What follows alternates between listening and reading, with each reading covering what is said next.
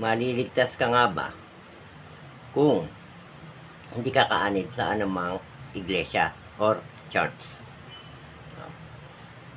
Sa panahon po ngayon, maraming naglipa ng mga church. Yung iba nakiklaim sila yung tunay na iglesia, yung iba ang nagsasabi kailangan mong maging member ng kanilang church para po tayo ay maligtas.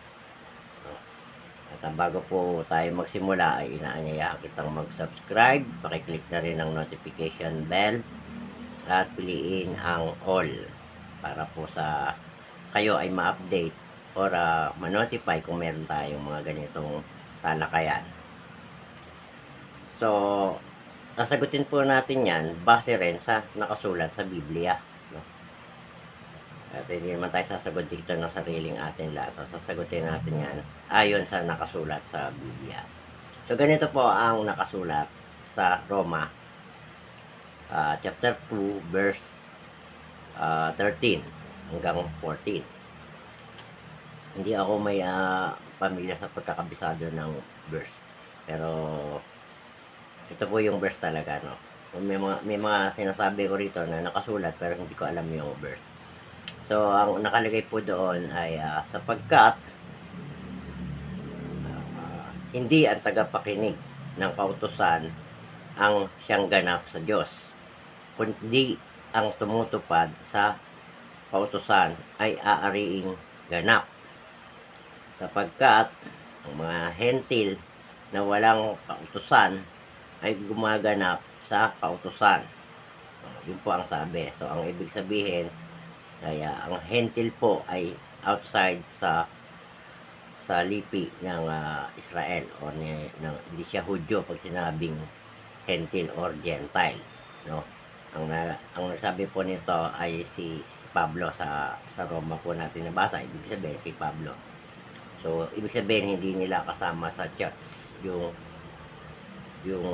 tinutukoy niyang hentil. Wala po sa church nila, wala sa iglesia ang tinatag nila yung hentil na tinutukoy niya. So, ang ibig lang po sabihin sa talata ay sundin natin yung kautusan. Kung tayo po ay nakasunod sa kautusan kahit hindi tayo member ng anumang church, ay maaari tayong ariing ganap sa ating Panginoon, ng ating Panginoon. Ang nakasulat ay hindi ang tagapakinig ang ganap sa mata ng Diyos, kundi ang tumutupad sa kautusan ay aariing ganap sa Roma verse 2 chapter 13. So, ano-ano ba yung kautusan ni Jesus Christ, no? Tandaan po natin, tayo po ay hindi nasakop ng kautusan ni Moises. Nandito na tayo sa panahon ng ating Panginoong Jesucristo, no? Kristiyano na po tayo. Nandun tayo sa ilalim ng kautusan ni Kristo. Ang kautusan po ay mahalin natin ang ating Diyos ng higit sa ating sarili at mahalin mo ang iyong kapwa na gaya ng iyong sarili.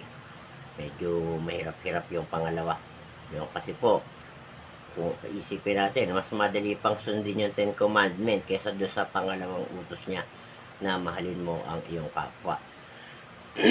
Ano pa ba ang sinabi niya? Sabi ni Jesus Christ, kung noon, kung dati ay sinasabi, mata sa mata, pangil sa pangil. Ngayon, sinasabi ko sa inyo, ito sabi niya, ang mapuot sa kanyang kapwa ay nakakasala na. So, ibig sabihin, magalit ka pa lang, no? Hindi mo pa siya nakakaaway, magalit ka pa lang sa kanya, ay nagkasala ka na. Kaya mas madali pa yung 10 Commandments. Sa 10 Commandments, ang utos huwag ka papatay. Pero dito kay Jesus Christ, ang utos huwag ka magagalit sa kapwa mo. Huwag ka mapupuot, no? Sa 10 Commandments, pwede mo pang saktan Ang usapan, huwag ka papatay. Hindi ka pumatay. Pero sinaktan mo. Wala kang kasalanan doon. Sa Old Testament yan.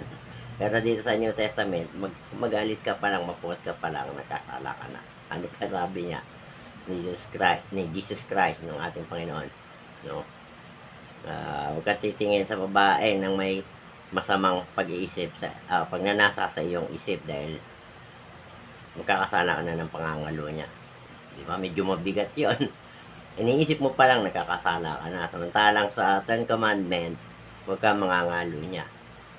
So, bakit ko po sinasabi itong mga bagay na to? Katulad din nung sinabi niya na kapag ang iyong mata ay nagkasala, dukitin mo. Bakit kaya niya nasabi yun? Siguro nung oras na nagtuturo siya, nagsasalita siya, puro lalaki nasa harapan niya, si Mary Magdalene po nandiyan sa paligid nag-serve, no? Tumutulong sa gawain. Alam naman natin si Mary Magdalene kung ano ang profesyon. No? Sa profesyon niya ay siguradong magandang babae ito. Baka tumitingin yung mga tinuturuan niya, yung tagapakinig niya, nakatingin kay Magdalena. Kaya niya nasabi. Kaya niya nasabi na pag tumingin ka at may masamang pag nanasa sa isip mo, ay nagkasala ka na. O, joke lang ko yun, wala sa kasulatan. Pinatawa ko lang kayo. So kaya, excuse me, ang kautusan po ay manggagaling na kay Jesus Christ. Now, yung mga, kung tatanungin natin, yung mga apostol, maraming sinabi, no? Maraming bilin, maraming kautusan din sa sa panahon ng mga apostol na. Yun po ay guide natin bilang Kristiyano, no? Pamumuhay bilang Kristiyano. Sila po yung nagbigay ng mga guide natin, yung mga apostol. Pero ang mga kautusan po talaga ay nanggaling kay Jesus Christ. Sundin lang natin yung kautusan na yun. At tiyak tayo na maaariing ganap. Yun ang sabi ng nakasulat sa Roma. No? Aariing tayong ganap kung tayo susunod sa kautusan. Di po ba? Napakasimple. Pero medyo mahirap. Bilang isang tao, mahirap po gawin yung bagay na yun. Pero kung gustuin natin at tayo palaging magdarasal sa ating Panginoon, ay matutupad natin yun. Or magagawa natin na mahalin ang ating kapwa. No? Isa pang utos niya na medyo mahirap, ibigin mo ang iyong kaaway. Paano mong iibigin ang kaaway mo? Sabi niya, ibigin mo ang iyong kaaway at ipanalangin mo. Sige, iniibig ko yung kaaway ko, sabi mo. Ipapanalangin ko. Ang dasal mo, ganyan rin. Diyos ko, kunin niyo na po to, baka mapatay ko lang to. Hindi po ganyan ang prayer, no?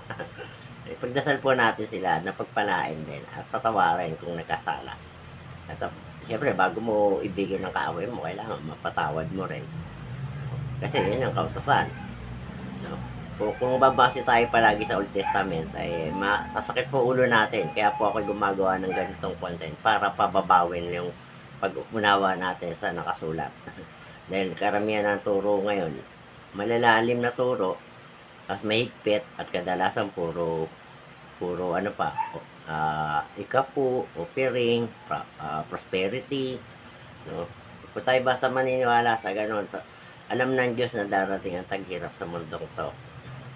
Kaya nga po inalis niya yung yung pagsusunog ng mga tupat baka para ialay, no? Para sa ikapapatawad ng kasalanan.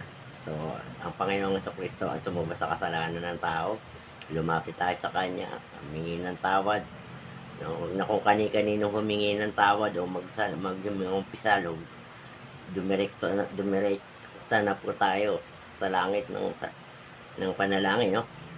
At kung nalilito ka dahil may nagsasabi, ang Ama at si Kristo ay iisa. May nagsasabi naman iba yung Ama, iba yung Kristo. Para hindi ka malito sa pagdadasal, anong utos ni Kristo? Ganito kayo manalangin. Ama namin na nasa langit. Yun yung starting niya. Ganun din gawin yung panalangin para hindi na kayo naguguluhan kung sino talaga yung tatawagin niyo sa inyong panalangin. Pero parehas Diyos yun. Isang Diyos lang yung dalawang yun. Kasama ang Espiritu Santo. Ayoko itapik yung Trinity. Ano yan masalimuot. Masalimuot. Pero may mga bagay dito na tinatakal natin para mapababaw natin yung kahulugan ng nakasulat, no? At maunawaan natin sa maliit na kakayahan nating pare-parehas, no? Dahil yung iba, naunawaan nila dahil nag-aral sila ng Biblia. Tayo, ayos sa pangunawa natin, no?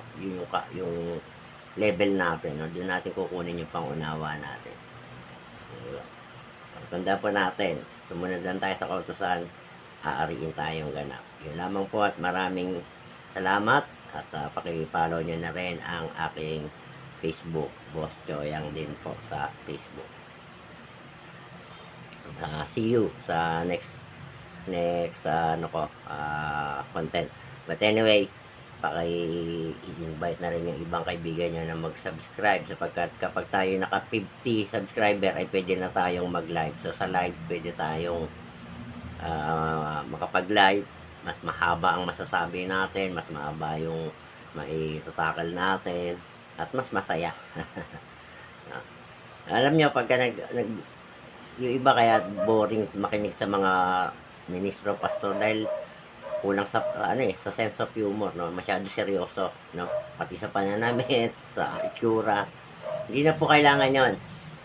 Ang hinahanap sa atin ng Panginoong Kristo ay yung linis ng kalooban natin. Hindi nagtatangi ang Diyos, kundi yung puso natin ang tinitignan. Kaya anong klaseng tao, kung beki ka o tibuli ka, matanda, bata, no? Ang importante, malinis ang puso natin.